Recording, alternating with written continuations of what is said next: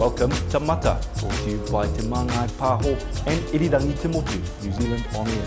I'm Tuwhenuaroa Natanahira. The fight for Te Reo Māori has entered a new phase. In public life, the language is facing fresh political headwinds, from its removal in school books and the rebranding of government agencies to cuts in teacher training programs and even changes to our passports. In this episode of Mata, I'm joined by Professor Rawinia Higgins, the chair of Te Taura Whiri, the Māori Language Commission, to discuss some of the challenges facing Te Reo Māori and also what the future might hold for Aotearoa's first language. Tēnā koe, good morning. Morena. How are you? Kei te pai. It's good to hear. So we're coming up to 50 years, the big 50-year celebration. I'm wondering if you could take us back 50 or so years, if we're looking at the numbers, and sort of what was the health of our reo like back then, 1975? 1975, it wasn't that great. That's also the time when Dr. Richard Benton released his survey results, and it's probably still, to this day, probably one of the most comprehensive sociolinguistic surveys on Te Reo Māori. And of course, that's also at a time where we have just come off the back of the petition in 1972. And so a number of those tauira, because they were students, Ngā Tamatoa and Te Reo Māori Society from Auckland and from this university, from Te Herenga Waka, they became the research assistants for Richard Benton. And in that comprehensive survey, where they went around to approximately 6,000 homes and interviewed all the members in there, in the homes around at the point, and measured at the point when language decline happened for them. And so you get these stark results between iwi, between rohe, and you can almost pinpoint the moment where language decline happens, largely for many rohe. It happens post World War II, and then you see from urbanization, post World War II, the decline is quite rapid. And so you have this group of rangatahi who were at university at the time, who you can only imagine are kind of like angry about the fact that they've collected this data, they're inside people's homes, they're asking them these questions, and seeing this the dearth of language speakers amongst Māori. And so, they get inspired to, not just do the petition. Māori Language Day starts out of universities, and then that turns into Māori Language Week. So 50 years on, that kind of conscientisation of language loss has brought us to where we are today, which of course has been an increase of language speakers. Where did those rangatahi come from? Were they from the regions? Were they rurally based? Were they part of that big urban drift that we saw in the 1950s and the 1960s? I think a vast majority of them are part of the urban migration, and so they are first generation urban. They've moved away from their papakainga, and they come into universities. They're encouraged to go to university, and they're also of an era where there's huge, critical theory coming out on civil rights movements, on being inspired by people like Malcolm X, by Freire, by what's his name? I can see his face, but I can't think of the name. But Frantz Fanon. So they've got these critical theorists that are inspiring them to kind of rebel, to take action, and to push back at colonialism. Yeah, and if we look at some of the attitudes at the time, they're kind of in stark contrast, right? So 100%. you would, the thought at the time was, if you want to succeed in New Zealand, if you want to succeed in life, you speak English, you don't speak Te Reo Māori. Do you have any sympathy for those views at all? I have sympathies for just speaking English, not particularly. I think the you're definitely right. I think, urbanisation also introduced policies like pepper pottering, so that inability to, congregate together and live together, so being dispersed amongst Pākehā communities is also another, housing policy to assimilate Māori into Pākehā society. And so, there's definitely the notion of coming in to urban spaces, getting jobs, successful jobs, required you to be able to speak English. It was an era that was not only, not pro-Māori, but wasn't pro-woman either. And we see that in, some of the documentaries around like Merata Mita, talking about, just getting house, rental properties and getting jobs and the struggle that she had. So, I think there's lots of layers in that context in the 1970s. So if we talk about the rangatahi, you've said that they were angry and there was a sense of resistance there, right? Is that still alive today, do you think, that feeling of resistance, or has it changed? I think we kind of go through peaks and troughs. It's all dependent on the political climate.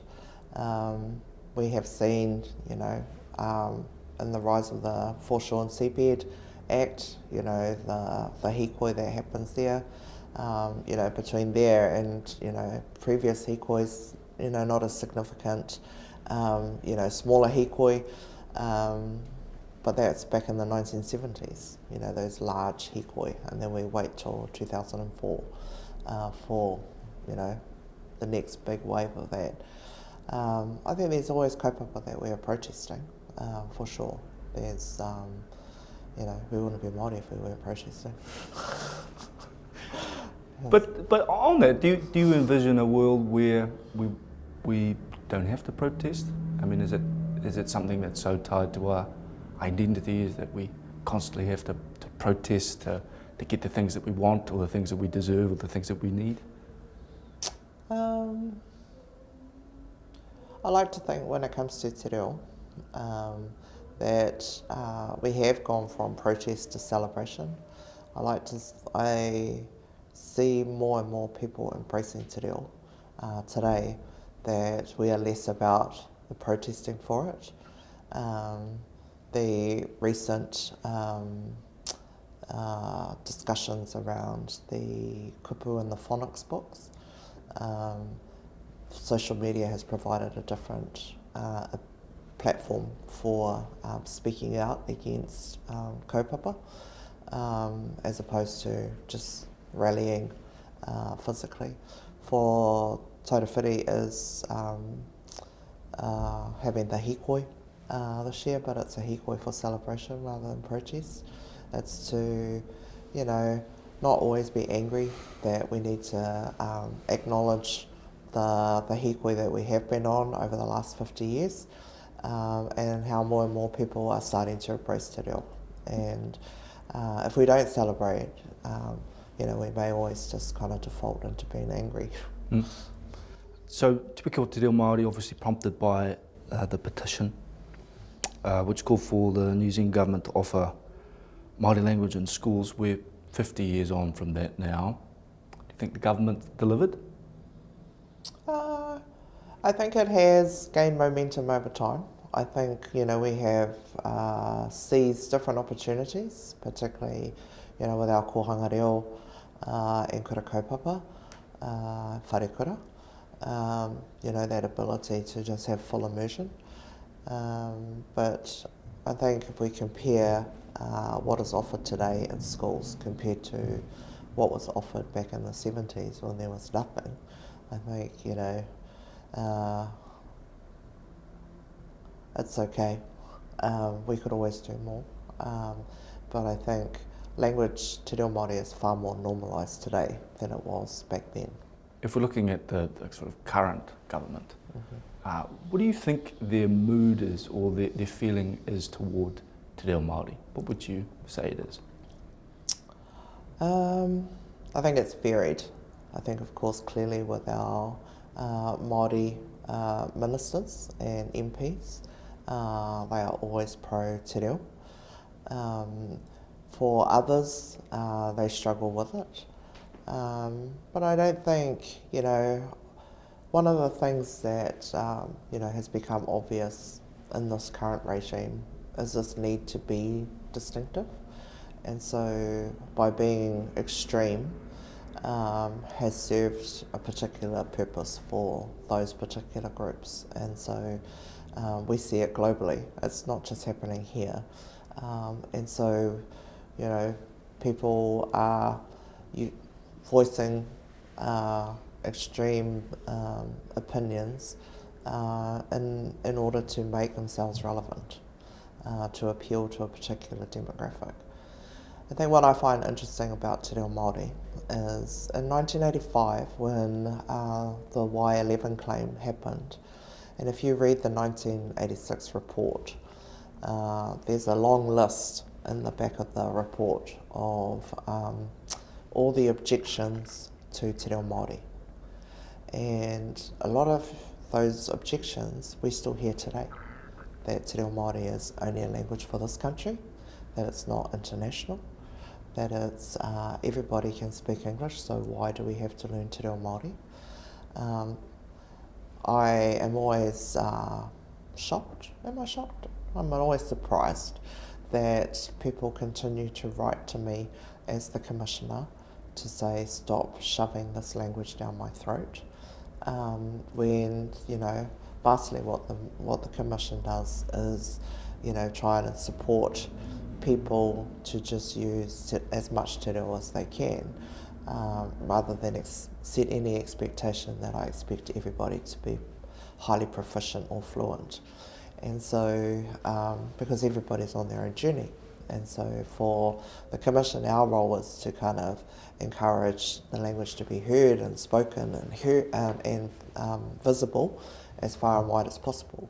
So you can take as much or as little from that, but there's always a sense of people get overwhelmed by one word and thinking that I'm expecting them to use Te Reo Māori fluently, and that's never the case.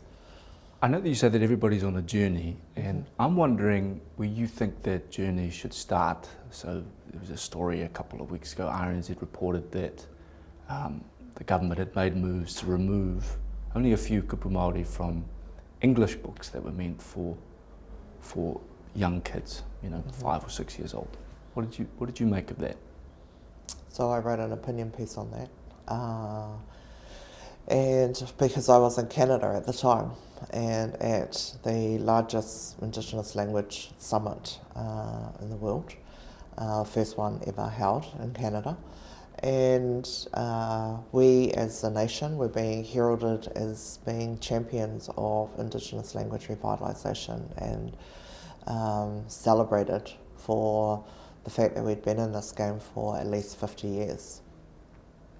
And so to read the media articles around the phonics books did anger me, because it was, was in the conference, talking about, the Canadian experience, which was quite, quite violent in terms of their language loss, more violent than here, to quite extreme violence, and largely driven by missionaries. Their whole residential school system of removing their people, their children away from them, and indoctrinating them into a missionary lifestyle. And so we were talking about what was happening at home, and my frustration is,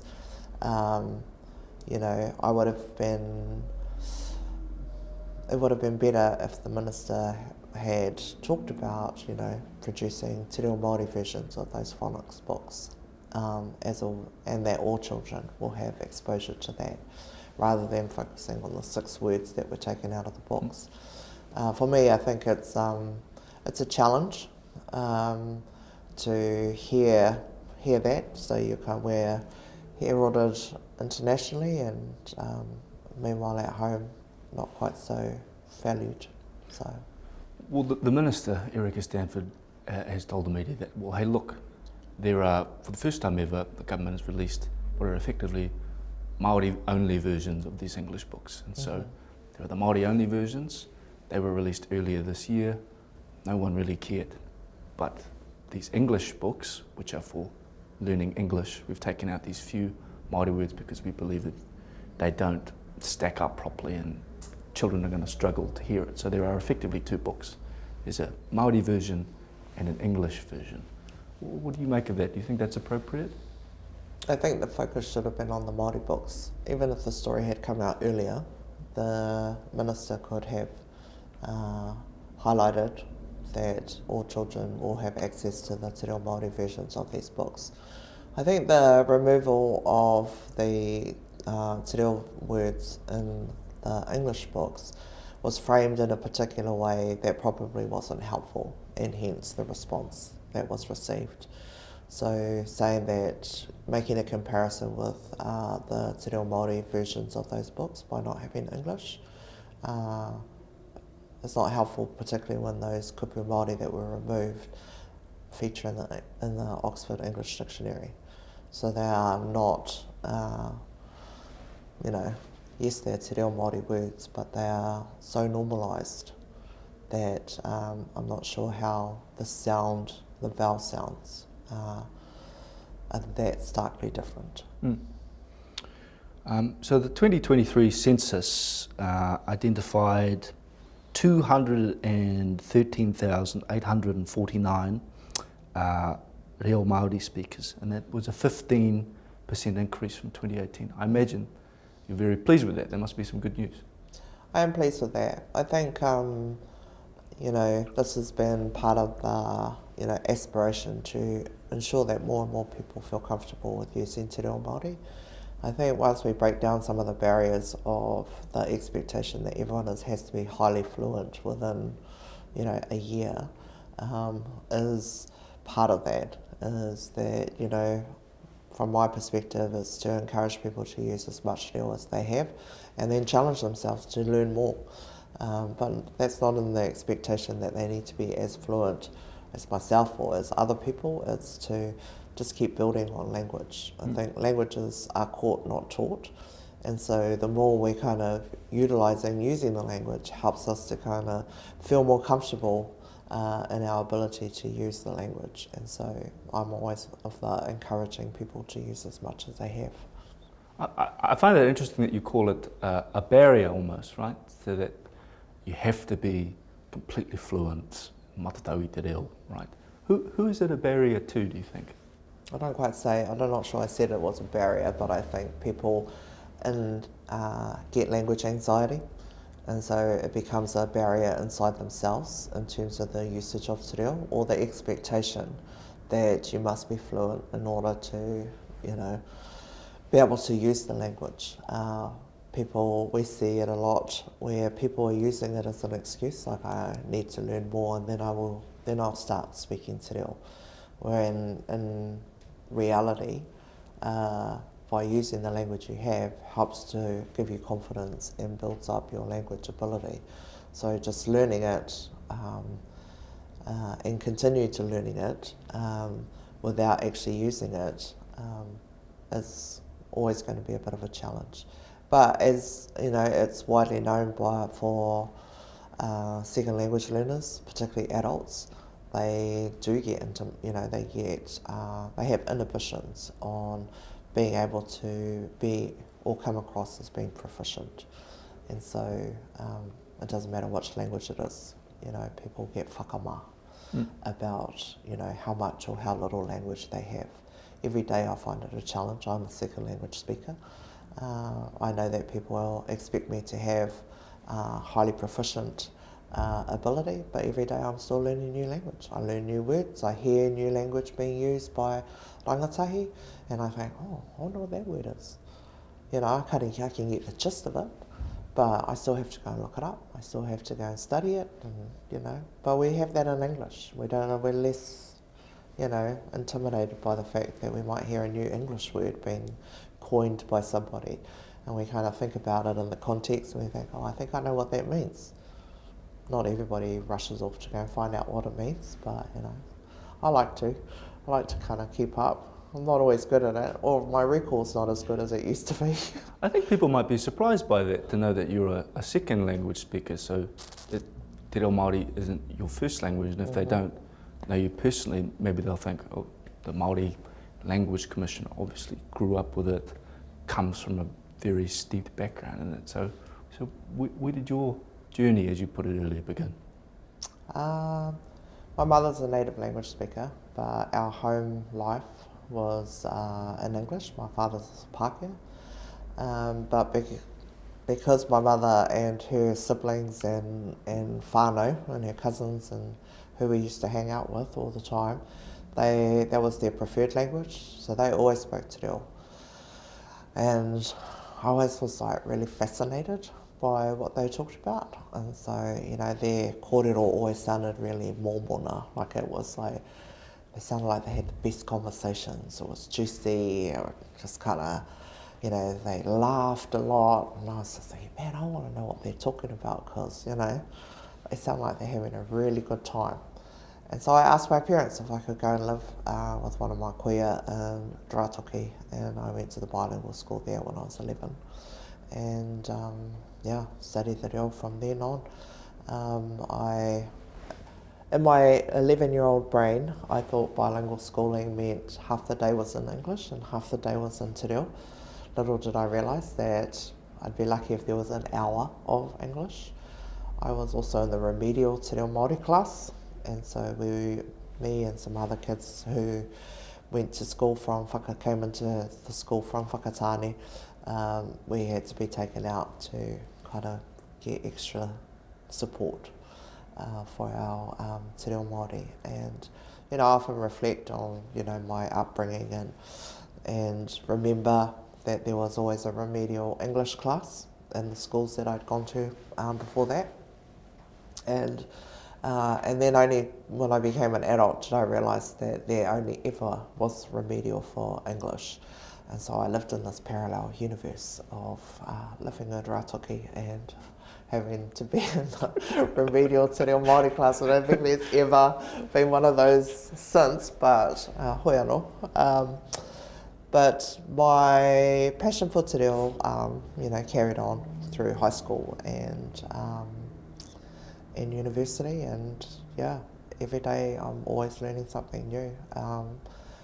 People talk about me being the first woman to be the Māori Language Commissioner. I'm also the first second language speaker, so it's not unusual not unexpected that people would expect the Commissioner to be fluent or native,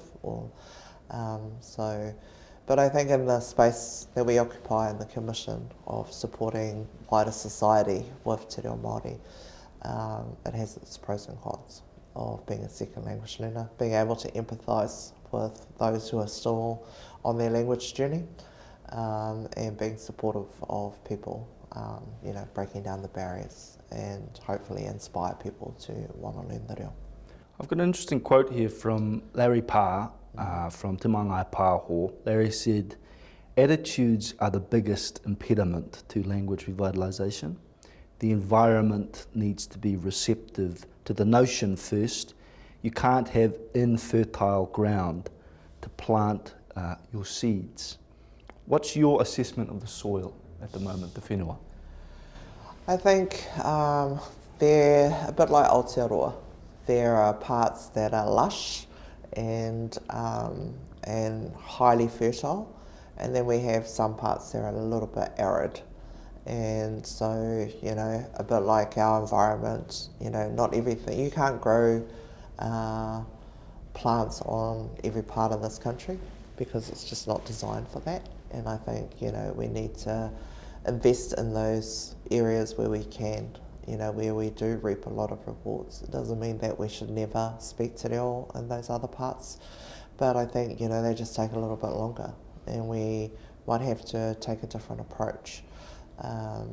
So I think, from where we were 50 years ago, I think we're doing really well, because one of the things we have to always remember is language revitalisation is an intergenerational kaupapa. It takes one generation to lose a language, it takes 3 to restore it. And we're seeing lots of our renewed first generation native language speakers. We see that kohanga reo generation that don't know what it means to not have te reo Māori, that are highly competent in both languages, and have become the realisation of those dreams that were, those seeds that were planted, over 50 years ago. What parts, you said that there were some parts of this country that are lush and some parts that are arid.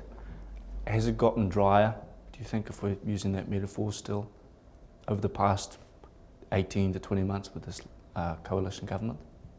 I think some of the extreme opinions have come out, but actually I think people's responses haven't, withered. I like to, some of the research that we have run has not seen a significant decline in attitudes towards te reo. We still have a lot of positive support for te reo. And so I feel like this is just like a glitch in the matrix.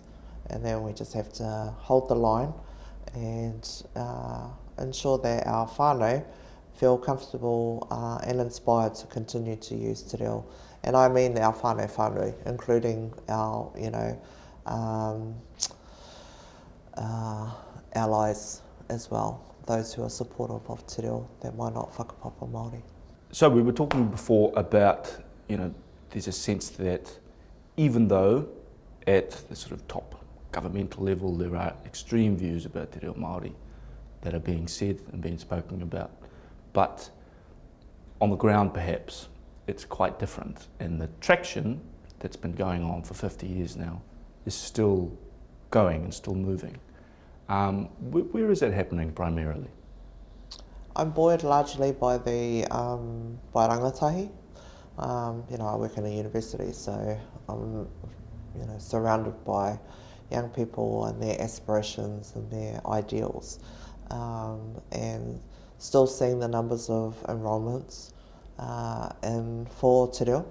So despite the attitude, there's still increases in the numbers of the demand is still there for language classes. Part of one of the kaupapa that we do at the Commission is we run kura reo for the public service, and whilst the environment might be challenging, I'm still impressed by the numbers of kaimahi who don't want to give up their language plans, the ability to use the language inside the environment. While it might not officially be used, that doesn't mean that you can't create a work environment that is still supportive of that. And I'm always heartened by the activities that a lot of the kaimahi do. And Wellington's a small town. You get to see people and and you hear the interesting things that they get up to, just to kind of get around the directives. Not in breach of their mahi, but of course, but more in the, there are ways and there are ways. And so, people, the minister can't control the conversations in the staff room, in the having a cup of tea around the water cooler. Those conversations continue to thrive, and I'm always heartened to hear that those become galvanising points for those who are working on their language, their own language development. So, if we're staying on the topic of traction and where it's coming from, could you be a bit more specific? Is it going to be a demographic thing here? Is it going to be a policy change? Where is that traction going to come from? I think one of the things that I always think about in terms of our future and the future of Te Reo and how we approach Te Reo, whether it's in the classroom or the resourcing that we assign to Te Reo, is if we look out into the future of this country and the changing demographic, we will have a largely brown, Māori, Pacific and Asian youth population who will become the future workforce for Aotearoa New Zealand, propping up an aged Pākehā population.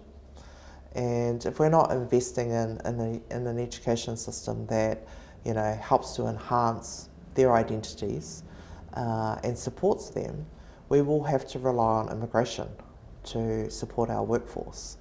And so I'm always, it hurts my heart when we are not continuing to invest in more teachers for Te Reo and getting our kids through, because the statistics show that children who do immersion education outperform their mainstream peers.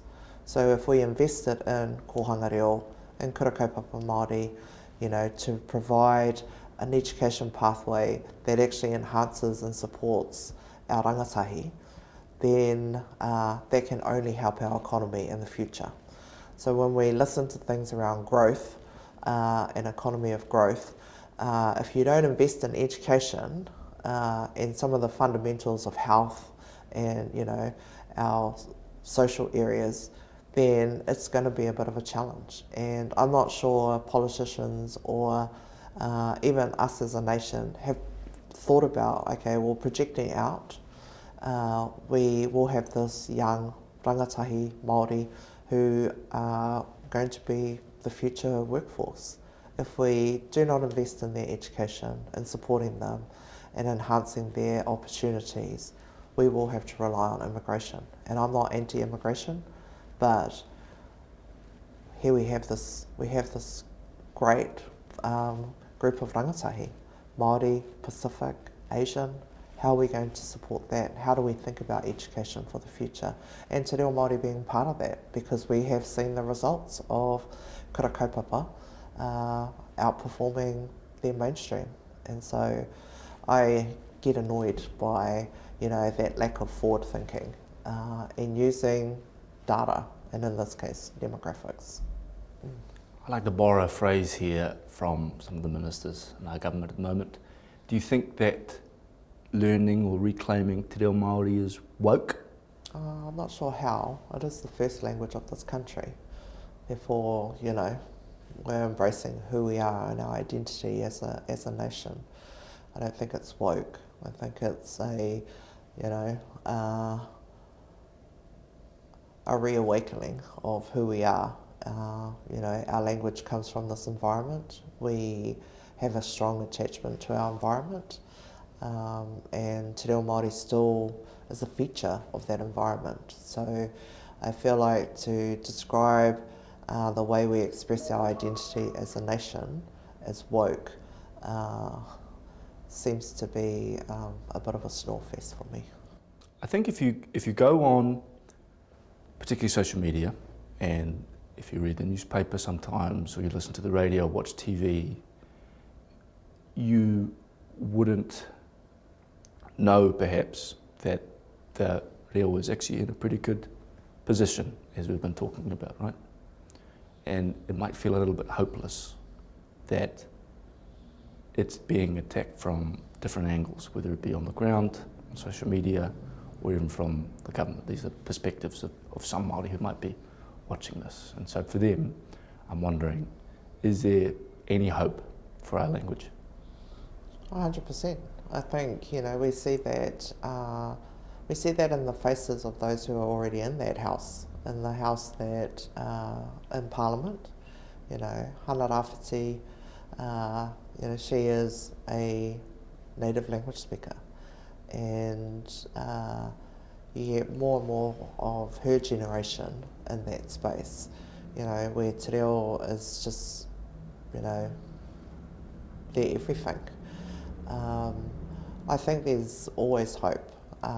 for Te Reo. I think, you know, when we reflect on the 50 years, where we are going, where we've been, and how we got here, that has taken a lot of, you know, willpower and strength by our people.